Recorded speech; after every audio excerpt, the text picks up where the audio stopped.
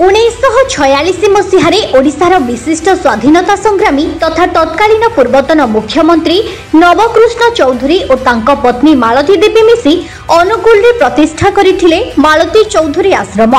उद्देश्य थिला स्वाधीनता संग्रामी संतान और गरीब पिलामानंको मागणारे शिक्षादान, जहाँ परवर्ती समय रे बाजीराउत छात्रावास नाम रे परिचय पाइला।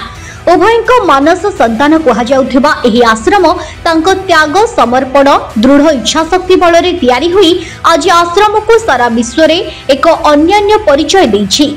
नुमा और बापी देहांत परे आश्रमर संपूर्ण दायित्व झियो कृष्णा महांती हाथ को गला। कृष्णा महांती मध्य बापा और मां भली गांधीवादी सरल और खूब शांत स्वभावर अटंती। नुमा और बापी थिबा समय रे आश्रमर भविष्यत को देखि अनुगुल विभिन्न संगठनर सदस्य सेतेबेलेर किछि बुद्धिजीवी राजनैतिक व्यक्तिविशेष और किछि सहृदय व्यक्ति को नहीं एक परिचालना कमिटी गठन करथिले। किंतु गत किछि वर्ष हेबा आश्रम को राष्ट्रीय युव संगठन नामक एक संस्था माध्यम आश्रम को पशि आसंती डॉक्टर विश्वजित राय नामक व्यक्ति। निजर मंद उद्देश्य रखी प्रथमे कृष्ण महांती को निजर मिठा कथा कही फसाई आश्रमर सब दायित्व तुलाइबा को निज आयत को नहीं जाइथिले। परवर्ती समय रे आश्रम को विभिन्न संस्था और सरकारक तरफ आसुथिबा टंका को हड़प करने को चेष्टा करती। विरोध करिबारु प्राय 16 जन आजीवन परिचालना कमिटी सदस्य को बिना कौनसी नोटिस रे आश्रमर परिचालना कमिटी विदा हेबा को पड़िथिला। एबे अन्य एक घटनारू आश्रम रे किछि ठीक चली नथिबा जणा पड़िछि। कृष्णा महांती बहु तथा नवकृष्ण चौधरी नातुणी बहु एही विश्वजित राय विरुद्ध रे निर्यातना और संपत्ति हड़प अभियोग करने सहित विश्वजित जो दिन ठारू आश्रमर दायित्व नेलेणी आश्रम पिलांक संख्या 220 रु खसी 150 रे पहुंची। आश्रमर अंतेवासी माने बाहर को जाई विभिन्न आपत्तिजनक कार्य रे लिप्त रहिबा सहित छोट पिलांकु नड़िया गछ चढ़ाइबा चोरी करबा आदि कार्य रे लगा जाइथिबा देखिबाकु मिलिछि।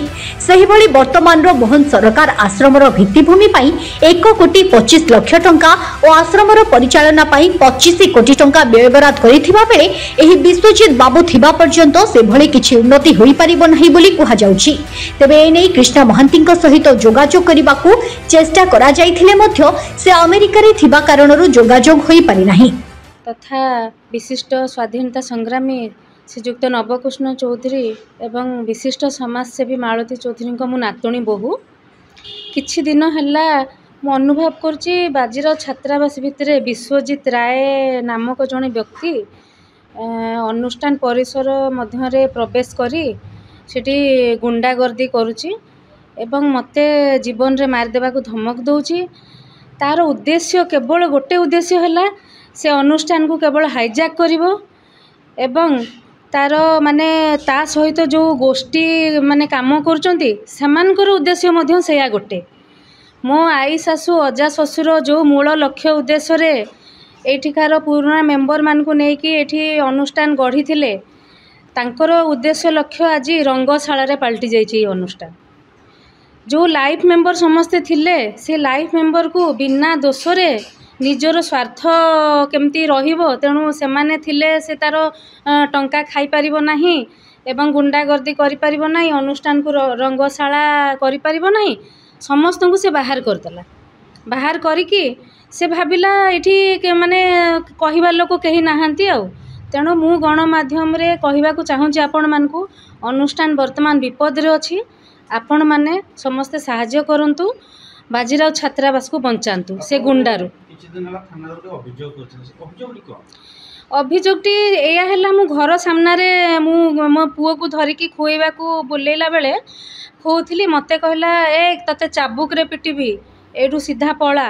मो घरे जो स्त्री लोकटा काम करबा को आसे रीना बोली से सुनिची एठू छाड़ी के पळा अनुष्ठान मोर एवं बाखराबाद होची मोर प्रकाश थाउ कि बाखराबाद होची कटक रो जो घर सेटा मो पूर्व पुरुष घर नवकृष्ण चौधरी पिता सेटा तैयारी करथिले से कहूची बाखराबाद संपत्ति मोर अनुष्ठान संपत्ति मोर एवं समस्त ना रे मो ना रे मध्य बाहर विभिन्न प्रकार रो कपल कल्पित कथा कहूची। मु अम्लान महांती स्वर्गत नवकृष्ण चौधरी और मालती चौधरी नाती एवं श्रीमती कृष्णा महांती सान पुओ ମୁଁ ଏବେ ବାଜିରାଉତ ଛାତ୍ରାବାସରେ ଯେଉଁ ବିପଦ ଚାଲିଛି ସେଇ ବିଷୟରେ କିଛି କହିବାକୁ ଚାହୁଁଛି।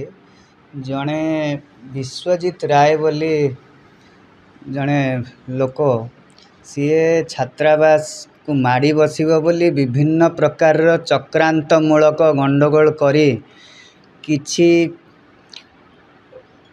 ଆଜୀବନ ସଭ୍ୟମାନଙ୍କୁ ଏହି ବର୍ଷ ବାହାର କରିଦେଇଛନ୍ତି। ସେଟା ଅନ୍ୟାୟ ଭାବରେ ବାହାର କରିଦେଇଛନ୍ତି। ତା ଛଡ଼ା ଅନ୍ୟାନ୍ୟ ଗଣ୍ଡଗୋଳ ବି କରୁଛି। କିଛି ଲୋକଙ୍କୁ ପ୍ରଲୋଭନ ଦେଖେଇ ତା ପଟକୁ ଆକୃଷ୍ଟ କରିଛନ୍ତି, ଆଉ କେତେ ଲୋକ ତ ତାକୁ ସମର୍ଥନ କରୁଛନ୍ତି।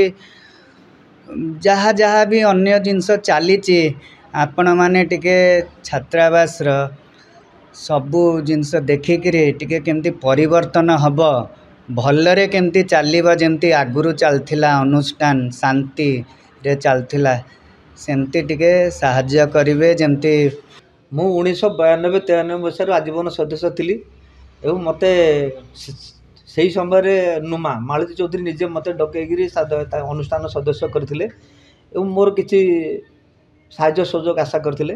ଏବଂ ମୋ ସମୟରେ ଯେଉଁମାନେ ମୋ ସହିତ ଯେଉଁମାନେ ବି ଥିଲେ ଆଜୀବନ ସଦସ୍ୟ, ସେମାନଙ୍କୁ ବାହାର କରାଯିବା ପାଇଁ ବୋଲି 2022 ମସିହାରେ ଏକ ଚକ୍ରାନ୍ତ ଚାଲିଥିଲା ଏବଂ 2022 ମସିହାର ପରିଚାଳନା କମିଟିରେ ଆମମାନଙ୍କୁ ନିଆଗଲା ନାହିଁ।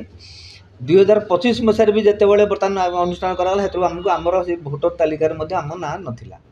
ତ ମୁଁ ପ୍ରତିବାଦ କରିକି ଯାଇକରି ସେ ସଭାରେ ମଧ୍ୟ ମୁଁ ମୋର କ୍ଷୋଭ ପ୍ରକାଶ କରିଥିଲି ଏବଂ ମୁଁ ମୋର କିଭଳି ମାନେ ମୋର ଅନୁଷ୍ଠାନରେ ମୁଁ ଥିଲି, କୋଷାଧ୍ୟକ୍ଷ ପଦବୀରେ ଥିଲି ଏବଂ ମାନେ ବାଜିରାଉତ ଛାତ୍ରାବାସର ସାହାଯ୍ୟ ସହଯୋଗ ଯାହା ଯେତେବେଳେ ପଡ଼ିଛି, ମାନେ ନୁମାଙ୍କ ତରଫରୁ ହେଉ କିମ୍ବା କ୍ରିଷ୍ଣା ବାପାଙ୍କ ତରଫରୁ ମୁଁ ଯାହା ସାହାଯ୍ୟ ସହଯୋଗ କଲି ତାର ମଧ୍ୟ ମୁଁ ମୋର ପୁଙ୍ଖାନୁପୁଙ୍ଖ ସବୁ ମାନେ କହିଥିଲି। କିନ୍ତୁ କିଛି ବର୍ଷ ହେଲା, 8-10 ବର୍ଷ ହେଲା, ବିଶ୍ୱଜିତ ରାୟ ଏବଂ ରାଷ୍ଟ୍ରୀୟ ଯୁବା ସଂଗଠନର 2 ଜଣ ସଦସ୍ୟ ଆଦ୍ୟାଶୁଳକ ମିଶ୍ର ଏବଂ ସୂର୍ଯ୍ୟନାରାୟଣ ନାଥ ଯେଉଁ ଦିନଠୁ ଏହି ଆଶ୍ରମ ଭିତରକୁ ପଶିଲେଣି ବାଜିରାଉତ ଛାତ୍ର ପରିବେଶରୁ, ସେମାନେ ସବୁ ବିଭିନ୍ନ ପ୍ରକାର ବିଶୃଙ୍ଖଳା କାର୍ଯ୍ୟକ୍ରମ ସବୁ କରୁଛନ୍ତି ଏବଂ ତାଙ୍କର ଏକମାତ୍ର ଉଦ୍ଦେଶ୍ୟ ରହିଲା ଯେ ମାନେ ଏହି ଅନୁଷ୍ଠାନକୁ କେମିତି ଆମେ ନିଜକୁ କରାୟତ୍ତ କରିବା ଏବଂ ପୁରୁଣା ଲୋକ ଯେଉଁମାନେ ସଚୋଟ ଲୋକ ଅଛନ୍ତି, ନିଷ୍ଠାପର ଲୋକ ଅଛନ୍ତି, ତାଙ୍କୁ ସବୁ ବାହାର କରି ଆମ ନିଜ ହାତରେ କବ୍ଜାରେ ଏଇ ଯେଉଁ ଜମି ଜମା ମାମଲା, ଦୋକାନ ଘର ଭଡ଼ା ଏବଂ ସରକାରଙ୍କୁ ଆସୁଥିବା ଅନୁଦାନ ସବୁ ଆମେ ଯେଭଳି ପରିଚାଳନା କରିକି କିଛି ମାନେ ସେମାନେ ଫାଇଦା ଉଠାଇବା, এই ଲକ୍ଷ୍ୟରେ ଅଛି। ଅନୁଗୁଳରୁ ଜିତେନ ସାହୁଙ୍କ ରିପୋର୍ଟ, ଉତ୍କଳ ମେଲ୍ ଟିଭି।